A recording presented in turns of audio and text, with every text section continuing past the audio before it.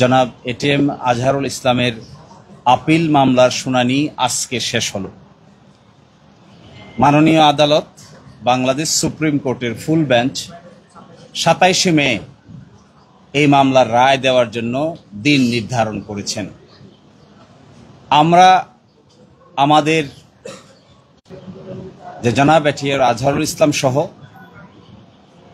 মাওলানা মতিউর রহমান নিজামী, জনাব কামরুজ্জামান, জনাব আলী হাসান মোহাম্মদ মুজাহিদ আলী, সালাউদ্দিন কাদের চৌধুরী সকলেই সিন্ডিকেটেড ইনজাস্টিসের শিকার হয়েছেন এবং জনাব কাদের মোল্লা সহ সকলেই একটি সংঘবদ্ধ অন্যায় অবিচারের শিকার হয়েছেন। এই সিন্ডিকেট কারা ছিলেন, কিভাবে ছিলেন তা আমরা আদালতে আজকে উপস্থাপন করেছি এবং আমরা একজনের স্বীকারোক্তিমূলক জবানবন্দি যা তার বইয়ে তিনি উল্লেখ করেছেন সেটাও আদালতে উপস্থাপন করেছি। আমরা মনে করি এই রায়ের মাধ্যমে যদি আমাদের আপিলের ডিভিশন জনাব এটিএম আজহারুল ইসলাম সাহেবকে বেকসুর খালাস প্রদান করেন তাহলে জুডিশিয়াল কিলিং এর যে নমুনা এই দেশে প্রতিষ্ঠিত হয়েছিল এই কলঙ্ক থেকে আমাদের বিচার বিভাগ আংশিক হলেও মুক্ত হবেন এবং আমরা এক্সপেক্ট করি আমাদের দেশের সর্বোচ্চ আদালত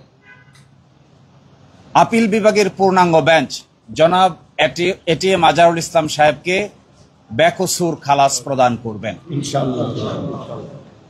আমরা এটাও মনে করি যে নজিরবিহীন নির্যাতন এবং নিপীড়নের মধ্য দিয়ে বাংলাদেশ জামায়াত ইসলামী পার করেছে, এই রায়ের মধ্য দিয়ে সকলের মধ্যেই নতুন করে প্রাণ সঞ্চার হবে এবং এইভাবে বিচার বিভাগীয় কলঙ্কের মাধ্যমে কোন একটা রাজনৈতিক দলকে অন্যায় অত্যাচার এবং নিপীড়নের শিকার করা যায়, বাংলাদেশ জামায়াত ইসলামী এই দেশে তার একটা ক্লাসিক এক্সাম্পল।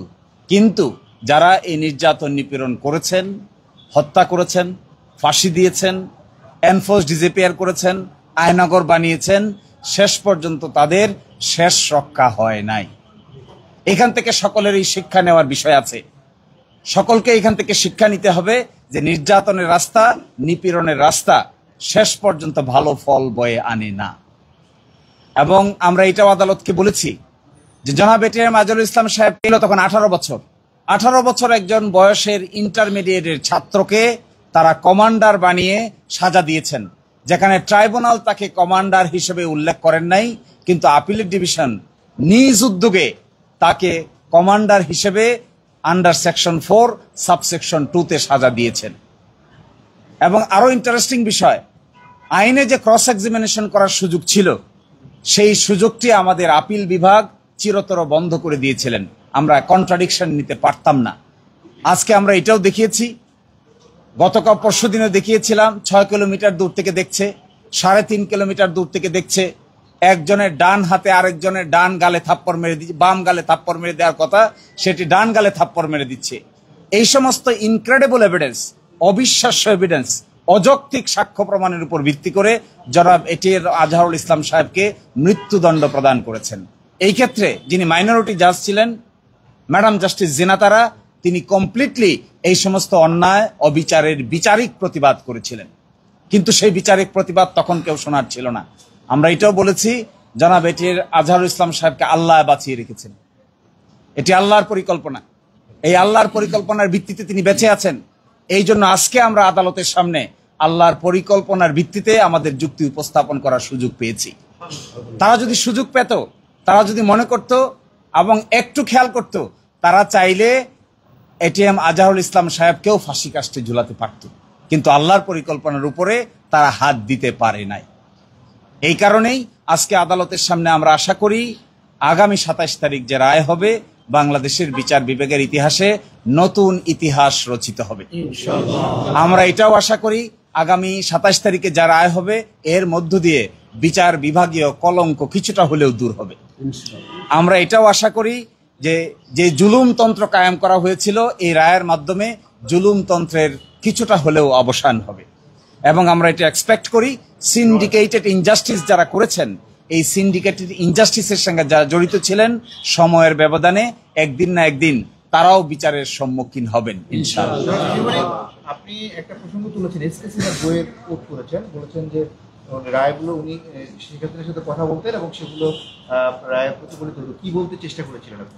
তিনি তার বই দ্য ব্রোকেন ড্রিম চ্যাপ্টার 9 সেখানে তিনি স্বীকার করেছেন যখন ট্রাইব্যুনাল প্রতিষ্ঠা করা হবে তখন ওখানে মতদ্বৈততা হচ্ছিল, তখন তিনি সিক্রেটলি দেন প্রাইম মিনিস্টারের সঙ্গে দেখা করেন, তাকে বোঝান এবং রাজি করেন।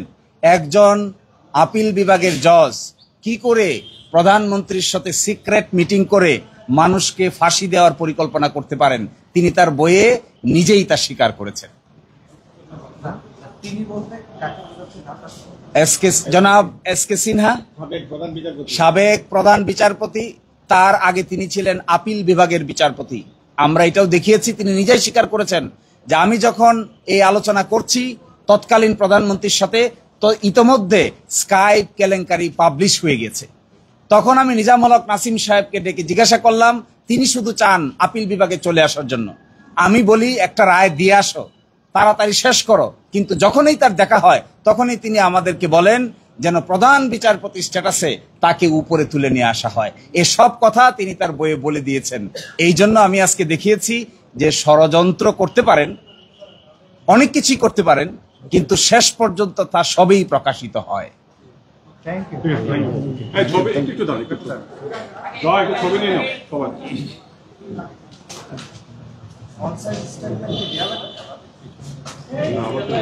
Immigration to Canada.